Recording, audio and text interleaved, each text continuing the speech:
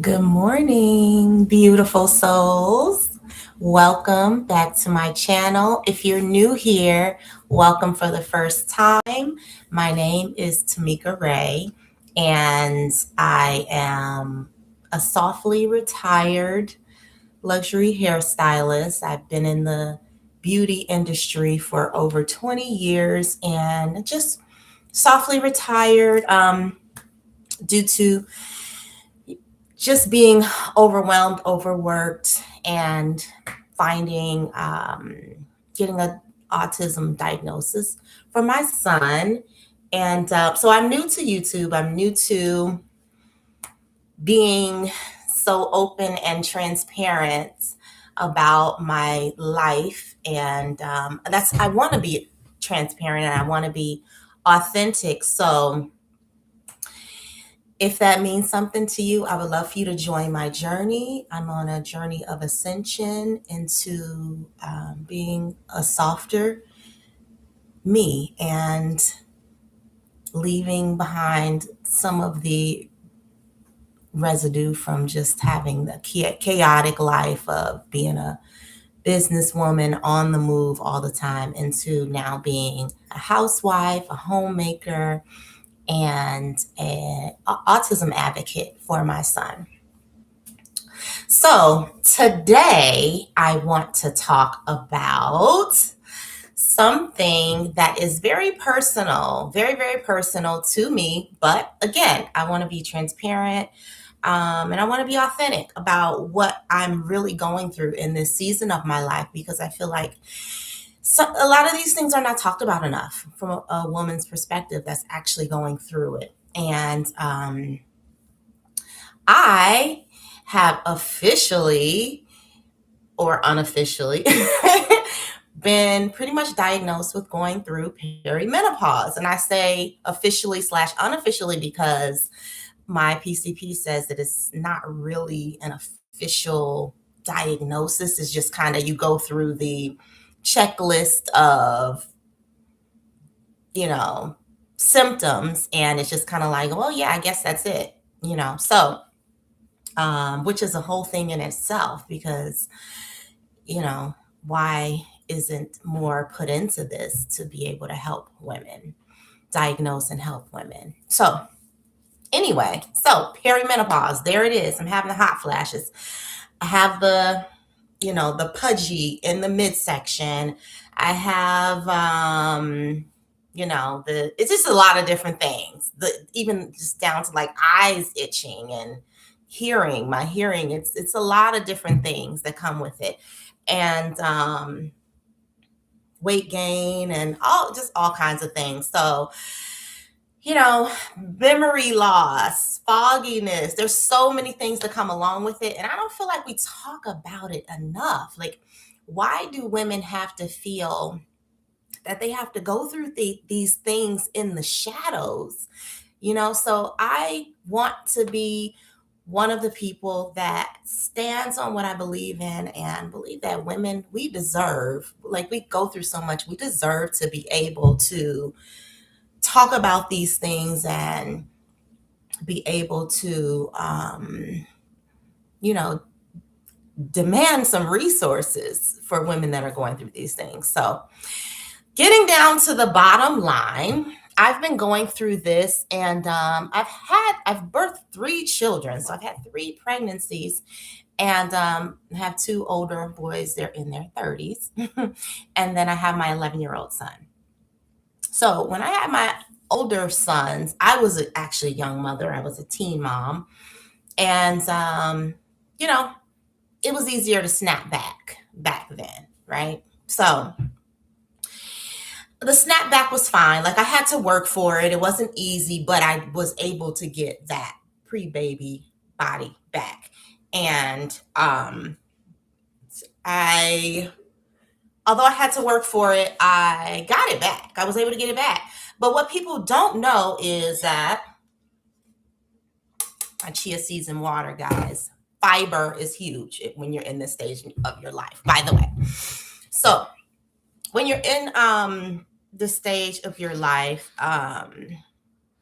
You can work out as much as you want. You can, you know, I got the pre-baby body back then, after my two sons, my older sons. I was still like, you know, in my 20s or whatever.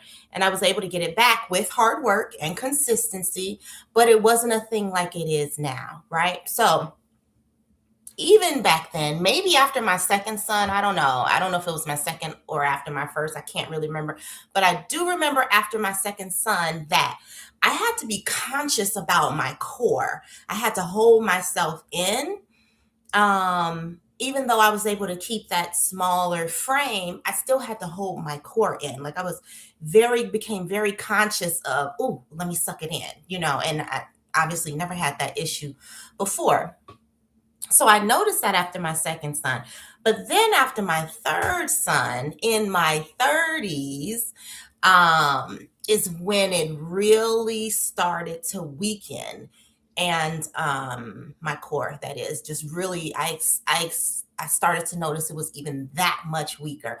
So I was still in my 30s and I was, my body back in shape. I was still killing it in a bikini. I was still, doing all that, but it was still hard to get to that point, right? So I did the work. I was able to pull myself back to a place that I was happy with, but I always had to hold my core in.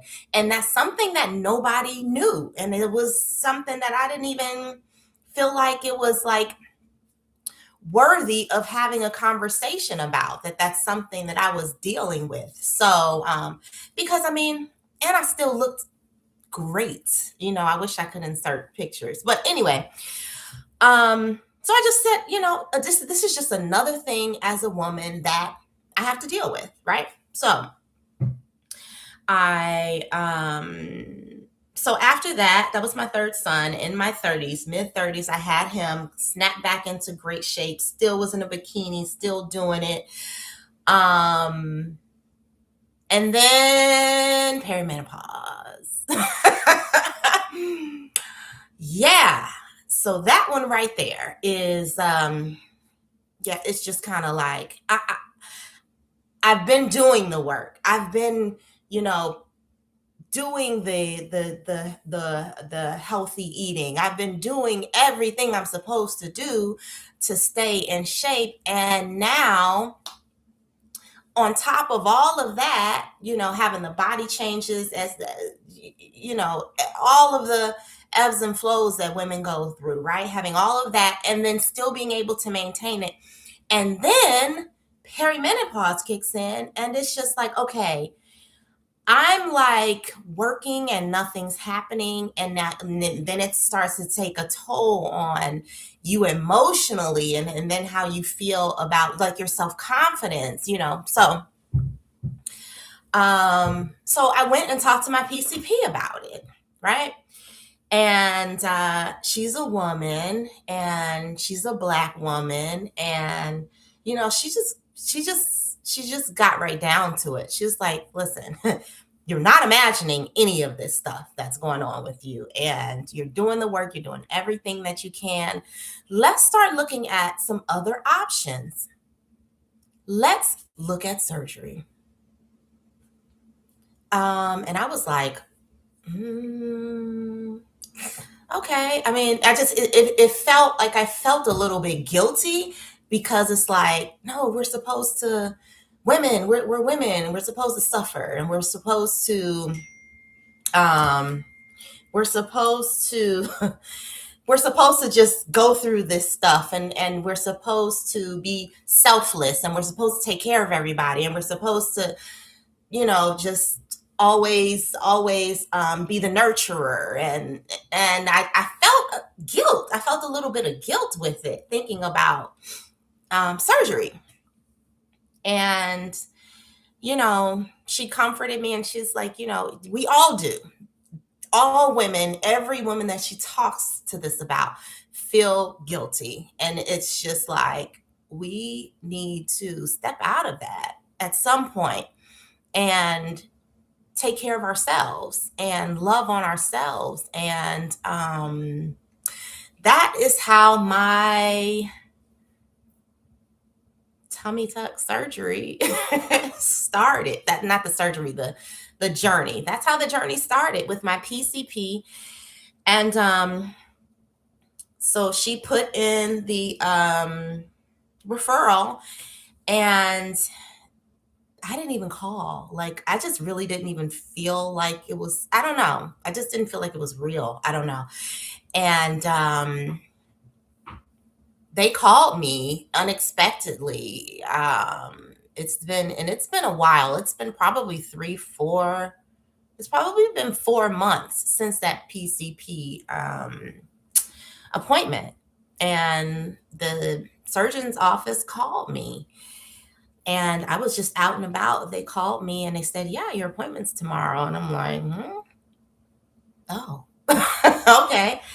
And I was able to go. I went and I had the conversation. I started not to go, but I did go, and I'm glad that I did. I had the conversation, and my doctor, the surgeon, just he talked to me about everything, and he's like, "Yeah, you have diastasis recti," and he talked to me about my options. He talked about, you know, the likelihood of insurance covering it, which is a whole other issue because they look at it as cosmetic, which is what I always thought. But then I started rethinking, like, why do women go through so much with their bodies and then are made to feel like, oh, this is just vain. You shouldn't want this. You shouldn't want help in maintaining your body. You shouldn't want it. You should just be grateful that you were able to give life. And you should, and we are grateful.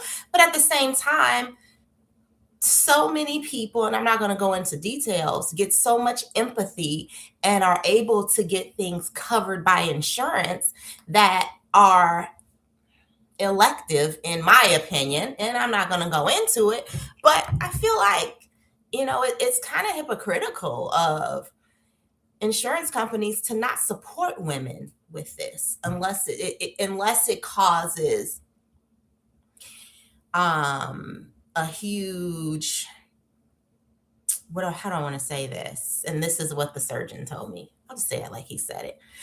The insurance companies want to know that whatever you are going through is going to have to cost them more money in order for them to help you maintain it with lotions, creams, whatever. If it's going to, in the long run, cost them more money to support you in that, doctor's visits and all of that, then they would rather just go ahead and give you the surgery up front. So pay the money up front and don't have to pay it, pay more in the long run over these long maintenance maintenance strategies. So it's all about the money. And, I don't want to get too deep into that, but it's just unfortunate. That's my point, that's what it has to be in order for women to get the support that we need in the many stages of life that we go through. Like, we're just kind of forgotten about. So I want this to be a safe space for us to talk about those things. And I want to share my journey and let you guys know how it goes. And again, we'll see. I don't know what insurance is going to cover. I don't know how much they're going to cover, if they do but I am booked. So we are on this journey, and my husband supports me. So, we're booked. Surgery is booked for later this summer. And I'll be taking you all through my entire process of preparing for that. The doctor said my BMI is fine. He said if I wanted to lose weight, I can, to just give me better results. But he would prefer if I am at my goal weight before the surgery, because if I lose weight after, and then it'll kind of, the skin will kind of start, you know, shriveling again or whatever. But yes, I'll be getting the diastasis recti, peniculectomy. Don't know if I'm saying that right. I should have my paperwork out. And we talked about something else, but I'm not sure. I'm not sure if I'm going to do that, so I'm not sure I'm going to talk about it yet. So I'll let you guys know for sure, but I'm sure you have an idea. So I'm going to take you guys through my prep journey. Like I said, my BMI is good. I am going to lose some more weight because now I have a reason. I have hope now. I'm not just doing all of this work for nothing. To still not be able to get to where I want to be. So I will take you guys on that journey with me. I'm going to have a link in my description of my the things that I am having to purchase ahead of time to prepare for my journey, so that if you're on this journey and you're doing a surgery or you're planning to do a surgery, then you can prep yourself by looking at the things that I bought and watching my journey as I film it as we go. So I'm Tamika Ray. I'm a housewife, softly retired luxury stylist. I'm an autism mommy, so you will be finding content on all of that. I'm also doing a full gut renovation on our legacy home in the on the west side of Chicago. So follow my journey for all of those things, and I look forward to seeing you guys. I look forward to growing and ascending with you. Thank you so much for joining. Have a wonderful day. Beautiful souls. I'll see you next time.